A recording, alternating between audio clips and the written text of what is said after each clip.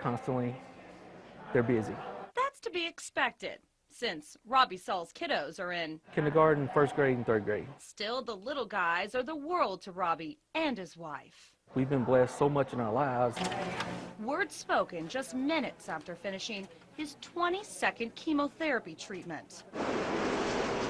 In a place that's more than 500 miles away from home, away from his kids. Almost 2 years ago, doctors discovered cancer in Robbie's colon.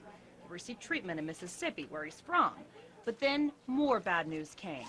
The cancer was now in his lungs. He called with the biopsy report, and he just didn't sound real hopeful, or, saying stuff like incurable, not good, and we just didn't like their attitude. So twice a month, for 6 months, he and his wife have traveled to Tulsa to get a treatment called 5FU.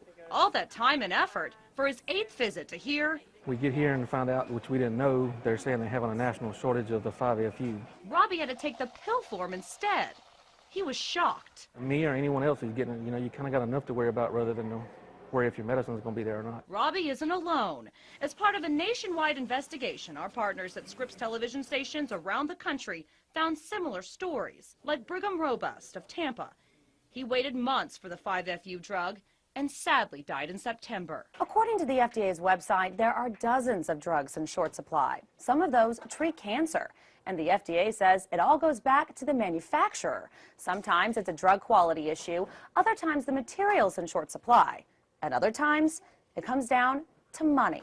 When they discontinue these drugs, it's because of a business decision. So these drugs are not making as much money as a newer agent. And so unfortunately, we see fewer firms making them. When a drug has been on the market long enough, it becomes a generic, which means less money for the makers. The FDA would like to see one thing happen. We know that early notification, when a company is having a problem or experiences a delay, if they let us know early on, sometimes we're able to help prevent shortages. But Oklahoma U.S. Senator and Dr. Tom Coburn says the government is also to blame.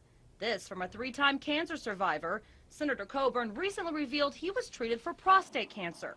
8 years ago, he survived colon cancer. Decades earlier, a malignant melanoma. The government pays for 65% of the drugs in this country.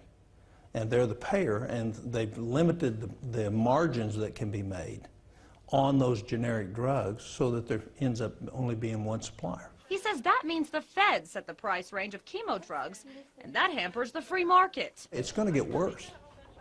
It's not going to get better. It's going to get worse because it's a matter of there's not enough margin to continue to manufacture. A lot of times what happens is we have a single source manufacturer that finally says, there's no reason for us to make this anymore. We're not making any money on it. Companies can't just ramp up production overnight. The concern has recently prompted congressional hearings. But for patients who've missed treatments, like Robbie, they just want an end to the debate and a fix to the problem. It makes you want to hurt somebody.